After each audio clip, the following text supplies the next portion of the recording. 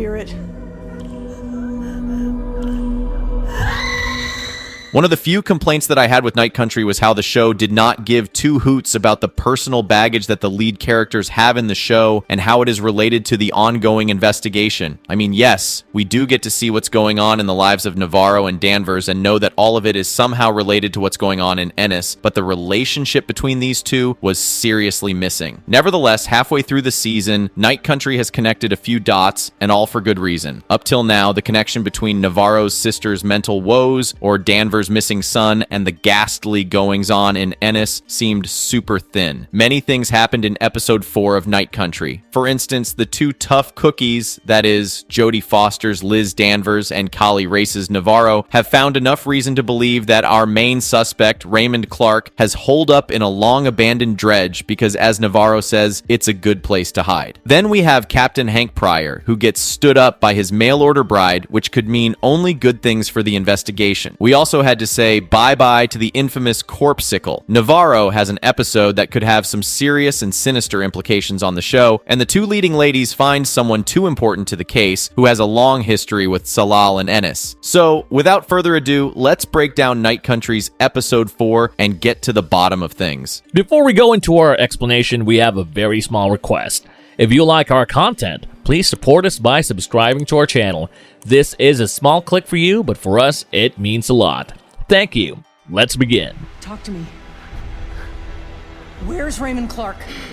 He's gone. Despite appearances, Liz really cares. This episode was all about loneliness, Danvers, Navarro, her fling Navik, and Hank Pryor. Everyone ended up spending Christmas Eve alone, which also means that the show has concluded the first week of the long Alaskan night. It all starts with Danvers, who can't sleep because of Annie Kay's screams from what seems to be her last recorded video. The screams are enough to keep anyone up, especially Liz, who's got to wonder how Annie's last moments got memorialized and then ended up in Raymond Clark's creepy shrine.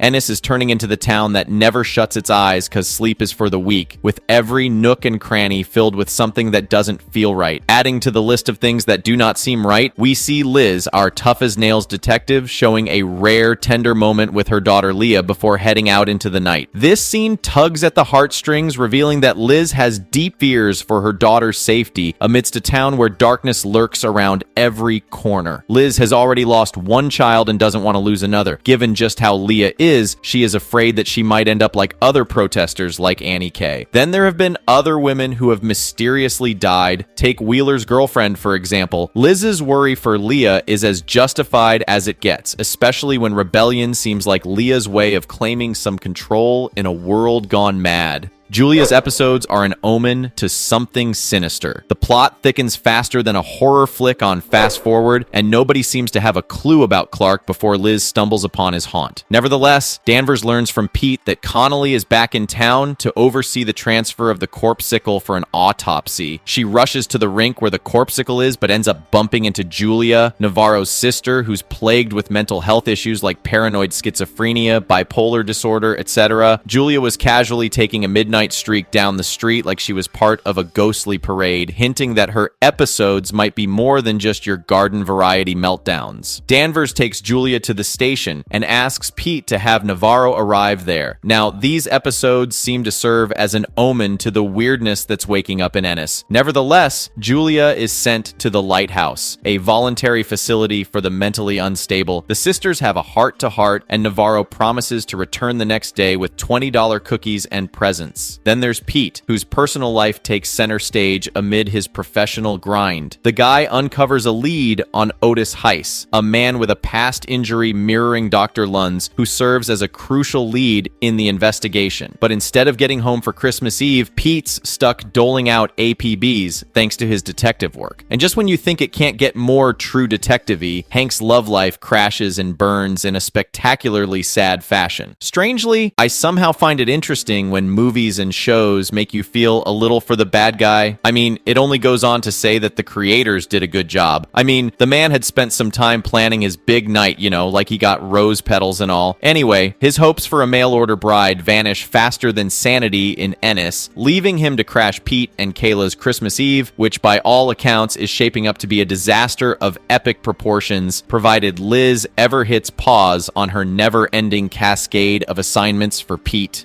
the map maker, he said slowly but confidently. So Liz and Navarro are by now knee-deep into the nitty-gritty as they attempt to piece together this puzzle where Annie's haunting video leads them. The thing is, where Annie ended up doesn't match with the icy backdrop of her final moments. It is rightly concluded that the murder happened somewhere else, and her body was later on dumped by the killers. But are we sure? I mean, the video did not show that she was actually killed in the icy cave she was present at. Nevertheless, Navarro and Danvers still want to find out where the cave could be because believe that there were no caves in and around Ennis, so they go to meet Ennis High's geology teacher, who's way too qualified for a high school job, but still chooses to teach there. Why? Food for thought, I guess. Anyway, Liz shows up at Old Flame's place at an hour when decent folks are in their Christmas PJs. Adam's wife is clearly not happy, but Adam reveals that, yep, there are ice caves around, hidden up by the Brooks Range, but they've been off limits for ages due to a nasty habit of collapsing. Now, we do get to see what exactly he was talking about in the trailer. You should check out our trailer breakdown video for more info. So while it was too risky to actually visit the cave, Adam suggested they ask the map maker to go to these frosty labyrinths. And to everyone's surprise, it turns out to be none other than Otis Heiss. Liz and Navarro are left connecting the dots in the dark with the town hall locked up tight for the holidays, but it's starting to look like Annie and Otis might have crossed paths in these ancient, dangerous caves. Did he also kill her while she was there? Or did they exchange notes? I am not sure what, but there's definitely some connection here. And get this, Otis got roughed up by something sinister nearly a quarter century ago, the same something that might be behind the Salal nightmares. Clearly, Rose's words from the second episode are echoing louder now. Whatever's lurking in the shadows, it's ancient, possibly as old as the ice itself. Meanwhile, Julia sees an orange roll out from under her bed, the same one that Navarro flung into the icy darkness in a previous episode. When Julia dunks to see what's under the bed, she finds the specter of her dead mother.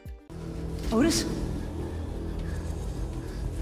Otis Heiss? What did Oliver Tagak do? Also, we learned something more about Rose and her history in this episode. So, Rose is living her best life, or at least her most festive one, on Christmas Eve. Navarro drops by, and the two end up talking about Rose's past life, which surprisingly isn't drenched in tragedy. Rose, once tangled in the academic hustle of publishing or perishing, sought refuge in Ennis for some peace and quiet. Little did she know, she'd traded one kind of noise for another, the eerie kind that comes from beyond the grave. Cut to Liz, who's dealing with her own daughter drama. Her Christmas Eve is interrupted by Kate McKitterick ringing in because Liz's daughter Leah decided to make a bold statement against Silver Sky and painted their office with murderers. While the message might lack finesse, it's not wrong. Kate wanted to press charges, but Liz went in full protective mama bear mode and saved Leah from quite a bit of trouble. However, when the two of them reach home, Liz gets into stepmother vibes. And as for Leah, she's had enough of the charades. So she packs her bags and leaves to stay with Pete and Kayla. If you do not remember, Kayla and Leah were close, and Leah would also babysit Kayla's child with Pete. Aggrieved that Leah has left her alone, she dumps the turkey into the bin to sacrifice the festive feast for vodka, and once again dives into the Annie K mystery video. Her detective brain clicks, she spots a clue that's as elusive as a ghost in a blizzard. The Salal video and Annie's video had the same power cut followed by eerie lights. Navarro asks the right question, why do we need lights in an ice cave? Liz's mind races to one man, Oliver Tagak, the go-to guy for ancient Salal tech mysteries and the one who has the technical know-how to play with generators. Liz wanted to visit Oliver, but she was too sloshed to take the wheel or even play sidekick, so she does what any dedicated, albeit hammered, chief would do. She sends Pete and Navarro on a wild goose chase to the edge of nowhere at an hour that even owls find rude. The dedication to Liz's cause is kind of mystifying, like why are Pete and Navarro so game to ditch their cozy Christmas Eve for her hunches? And wouldn't you know it, their trip to find Tagak turns out to be rather useless, save for a stone with the same spiral that we have been seeing for quite a while, since season 1 to be precise. The guy had vanished, leaving behind a scene that screams, "I'm out!" His place is a mess with signals at a hasty getaway. To make it all worse, Julia does almost what the Salal scientists once did. She left the lighthouse, went into the ice, disrobed herself, and walked into the sea until she froze to her death before drowning. Maybe, just maybe, had Navarro been with Julia, she could have been saved, but it is definitely not Navarro's fault.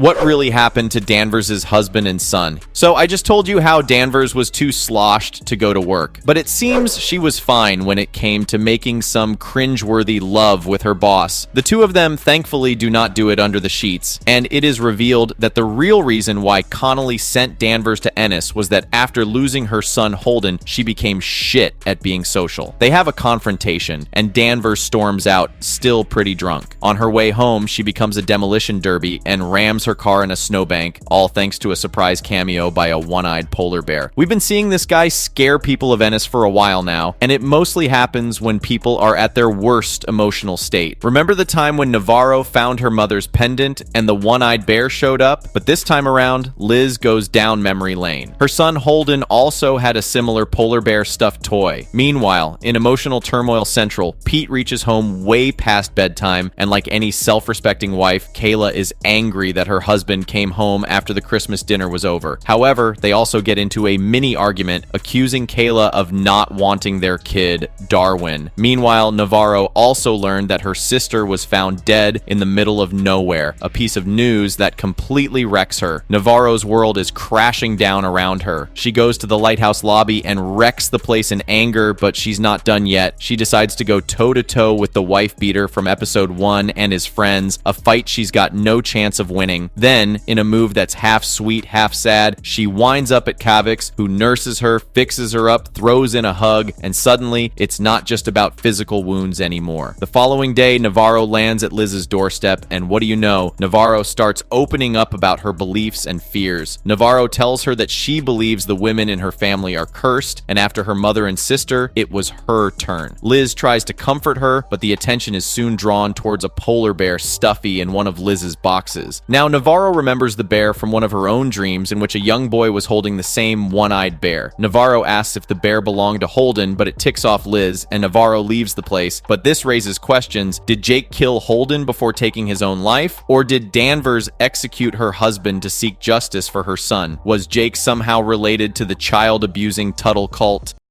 Was Navarro correct about the omen? A few local fishermen spot a figure walking on the ice by those eerie, long-forgotten dredges. They snap a pic, thinking it's Clark, thanks to the coat. When Liz shows the picture to Navarro, she stops the car and lets go of her grudge, and joins Liz once again in the investigation. Liz and Navarro gear up to nab their guy, but oh, they ain't ready for what's coming. Danvers trails what she thinks is Clark inside the vessel, only to come face-to-face with an ancient-looking Heis, now left with only one eye because he lost the other to a burned cornea, kind of like the polar bear we have been talking about. Meanwhile, Navarro's on her own chilling journey, chasing after a vision of her sister in the buff, which is just as unsettling as it sounds. It's not her first ghostly encounter this episode, flashing back to a haunting moment that already put a strain on her and Danvers. Alone, Navarro stumbles upon a Christmas tree, and there's her sister, mouth agape in a silent scream that echoes a horror from their past. When Danvers finds her again, Navarro's a shell of herself, sitting in the dark, bleeding from her ears, as Heist tells Liz Danvers, "We are all in the night country now." The bleeding ears are pretty similar to the ear bleed we saw in a few scientists of Tsalal from the Corpsicle. With Navarro in her trans-like state, is it safe to assume that she's next in the line of dead women? What do you think? If you have reached his point in the video, I am sure you'd want to check out our trailer breakdown video of episode 5. If you enjoyed this video, click on the like button and comment below about which other movie reviews you would want to watch. And don't forget to subscribe to our channel.